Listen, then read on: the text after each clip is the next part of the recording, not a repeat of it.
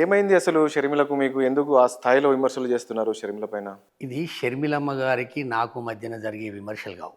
హ్మ్. ఇదేదో all of a sudden ఈ క్షణంలోనే జరిగినటువంటి వ్యవహారం కూడా కాదు. షర్మిలమ్మ గారు 2021 ఫిబ్రవరి 9వ తారీఖు తెలంగాణలో మనము పార్టీ ఆవిర్భావం చేద్దాం, పార్టీ పెడదాం, తెలంగాణలో రాజశేఖర రెడ్డి గారి సంక్షేమ పాలన లేదు, హ్మ్. ఇక్కడ రాజశేఖర రెడ్డి గారి సంక్షేమ పాలన తెద్దామన్న ఉద్దేశంతో ఇక్కడికి రావడం జరిగింది. నన్ను సంప్రదించింది, నేను పోయినా, హ్మ్. మాట్లాడిన. అమ్మ మనం వైఎస్ఆర్ కాంగ్రెస్ పార్టీ ఉండగా మళ్ళీ కొత్త పార్టీ ఎందుకమ్మా అంటే, లేదు లేదు రాఘవన్న, హ్మ్. 2 రాష్ట్రాలలో వైఎస్ఆర్ కాంగ్రెస్ పార్టీ ఉంటే రేపొద్దున నీళ్ళ విషయం కావచ్చు, ప్రాజెక్టుల విషయం కావచ్చు, ఆస్తుల విషయంలో కావచ్చు, మనం తెలంగాణ గురించి గట్టిగా మాట్లాడలేం.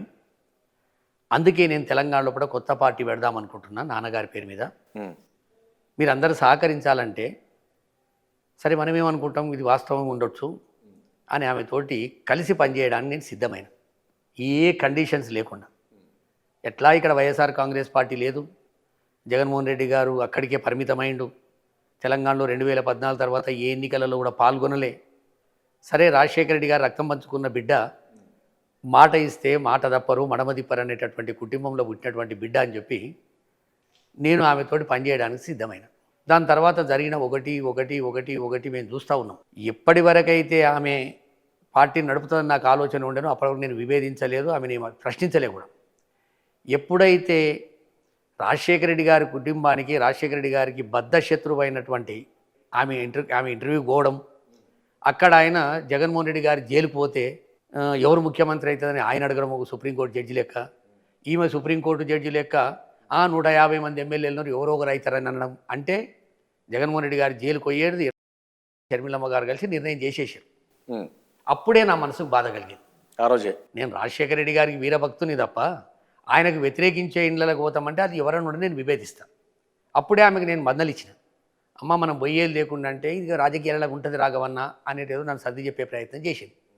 ఇక దాని తర్వాత మీకు మనకందరికీ తెలుసు, తెలంగాణలో ఒంటి కారు మీద లేచి నేను తెలంగాణ కోడలను అని చెప్పుకోవడానికి ఎన్నో ఇబ్బందులు పడ్డది. ఇక్కడ బోనం మెరక అన్నది, బతుకమ్మ మెరక అన్నది, బిర్యానీ ఎరక అన్నది, నా పిల్లలను కన్నా అన్నది, నా కొడుకును కన్నా అన్నది, ఎవర్రా నన్ను తెలంగాణ కాదన్నది అన్నది, ముఖ్యమంత్రిని తిట్టింది, ఎమ్మెల్యేలను తిట్టింది, మంత్రులను తిట్టింది.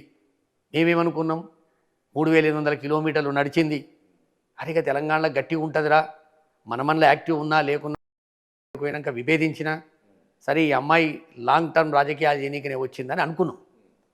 ఇక్కడ ఉన్నప్పుడు ఏ రోజు కూడా జగన్మోహన్ రెడ్డి గారి మీద ఒక్క మాట అనలే. మాకు జగన్మోహన్ రెడ్డి గారితోటి విభేదాలు ఉన్నాయని ఈ పేపర్లో ఆ పేపర్లో లీకులు చూసి మాకు అర్థమైంది. అప్పటికే నేను ఎప్పుడైతే జగన్మోహన్ రెడ్డి గారికి వ్యతిరేకంగా ఉందని తెలిసిందో నేను ఆమెకు దూరం ఉండడం జరిగింది. తర్వాత ఏదైనా గవర్నర్ కలిసినా, ఢిల్లీకి పోయినా, ఏదో కాగు డైరెక్టర్ను కలిసినా, లేకపోతే సిబిఐ డైరెక్టర్ను కలిసినా, నువ్వు రావాలి రాఘవన్న, ఓ పెద్ద మనుషులు ఎక్కువ ఉంటామంటే నేను పోయేది.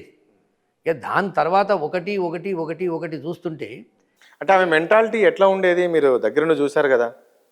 ఆమె ఒకటి రాజకీయంగా ఈడ ఏదో తెలంగాణ ప్రజలకు ఎలగబెడదామా అని వచ్చిందన్నట్టు అనిపించలే. ఎవరి మీద కషో, ఎవరి మీద లేకపోతే ఏందో అది ఆ సబ్జెక్టు మాకు అర్థం కాలే మొదలు.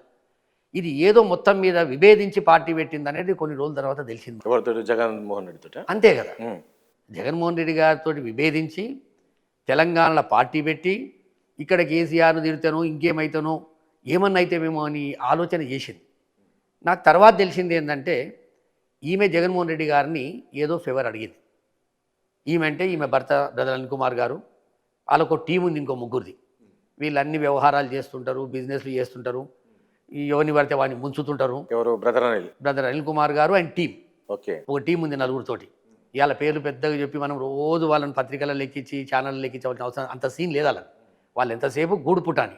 ఈ నలుగురు కలిసి షర్మిలమ్మ గారి మీద ప్రెజర్ స్టార్ట్ చేశారు. అమ్మ మనం ఎట్టి పరిస్థితుల్లో కూడా నువ్వు 3212 కిలోమీటర్లు నడిచినావు, అప్పుడు ముఖ్యమంత్రి కాకున్నా పార్టీని కాపాడే ప్రయత్నంలో నీ భాగస్వామ్యం ఉందమ్మా, మనం కొన్ని పనులు చేయించుకోవాలి ముఖ్యమంత్రి కాగానే అని 3వ నెల నుంచే స్టార్ట్ చేశారు.